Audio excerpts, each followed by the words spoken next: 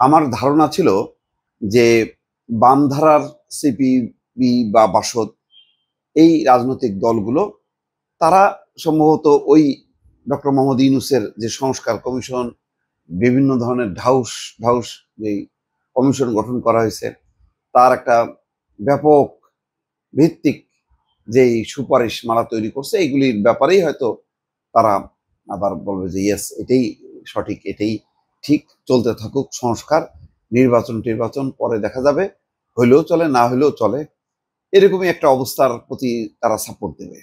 কারণ তাদের অবস্থান আমরা জানি যে তারা বিএনপি এবং আওয়ামী লীগের ব্যাপারে বেশ নাকুচু। অর্থাৎ আওয়ামী লীগের শাসনও যেমন তারা পছন্দ করেনি, তেমনি বিএনপি আবার ক্ষমতা আসবে সেটাও তারা পছন্দ করে না। অর্থাৎ বুর্জুয়া দলের বিপক্ষে তাদের একটা অবস্থান। তো তার বিপরীতে এই ডক্টর মোহাম্মদ ইউনূসের ক্ষমতায় আসা এবং বিভিন্ন বিষয়ে সংস্কার করা, রাষ্ট্রকে ফ্যাসিবাদ মুক্ত করা, এই সব বিষয়গুলোতে বোধহয় সিপিবি বাসদের ব্যাপক সাপোর্ট থাকবে।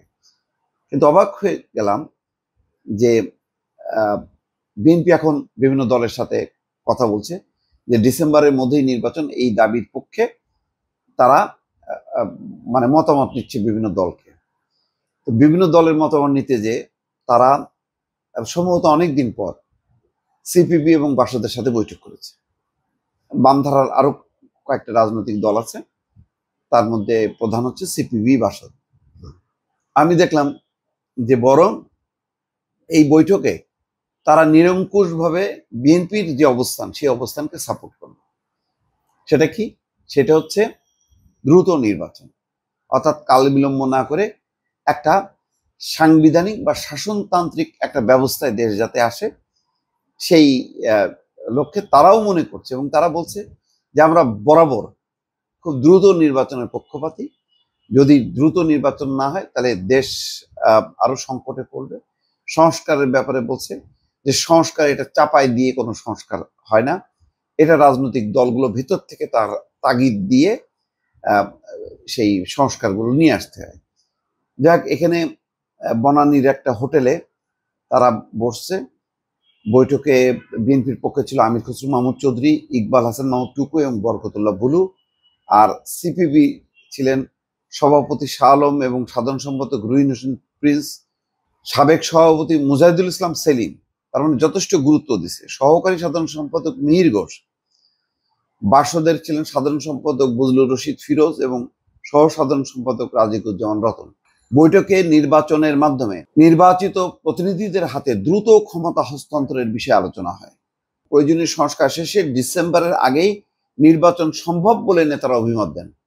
তো বিএনপিরা তো একদম হুবহু যেই অভিমতটা মানে সিপিবি এবং বাসদ নেতারা দিচ্ছেন, ঠিক একই অভিমত কিন্তু বিএনপি নেতারা দিচ্ছেন। সংস্কার নিয়ে আলোচনায় উভয় পক্ষের নেতারা বলেছেন যেসব বিষয়ে দলগুলোর ঐক্যমত্য প্রতিষ্ঠিত হয়েছে সেসব বিষয়ে সংস্কার করে ফেলা যায়।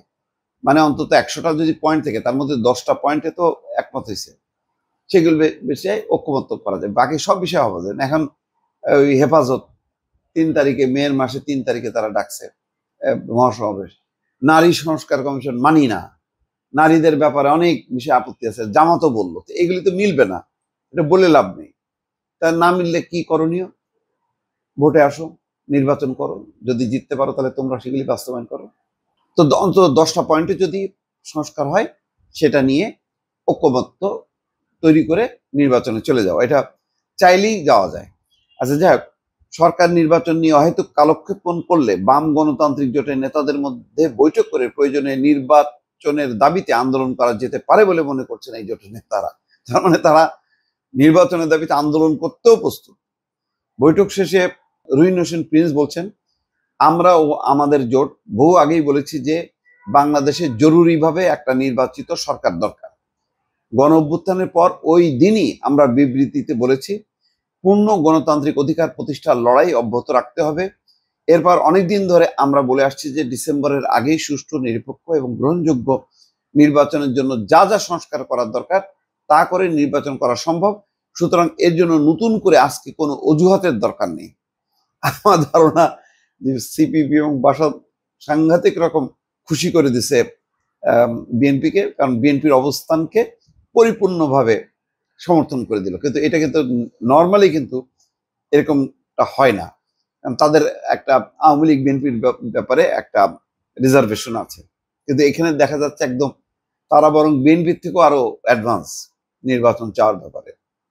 ডিসেম্বরের মধ্যে নির্বাচন আয়োজনের বিএনপির দাবির প্রতি সংহতি জানিয়ে রুহিন হোসেন বলছেন, আমরাও মনে করি বাংলাদেশে ডিসেম্বরের আগে নির্বাচন দেওয়া সম্ভব। অন্তর্বর্তী সরকারের উচিত হবে তারা নির্বাচন কমিশনকে বলে দিক তারা অক্টোবর, নভেম্বর বা ডিসেম্বরের প্রথম সপ্তাহের মধ্যে যেন নির্বাচনের প্রস্তুতি নিতে পারে। তারা যেহেতু স্বাধীন কমিশন, তারাই ঘোষণা করবে এবং এর মাধ্যমে আমরা বাংলাদেশে গণতান্ত্রিক যাত্রা শুরু করতে পারি। তো এই হলো অবস্থা দর্শক। তারা বলছেন যে যখন আনুষ্ঠানিকভাবে বৈঠক করব তখন আমাদের একটা জোট আছে, জোটে আলোচনা করে সিদ্ধান্ত নিয়ে ওই বৈঠক করব, সেখানে জোটের অন্য নেতারাও থাকবেন।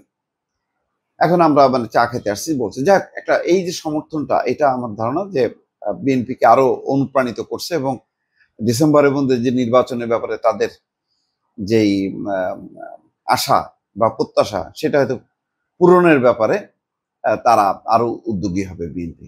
দর্শক ভালো থাকবেন, আল্লাহ হাফেজ।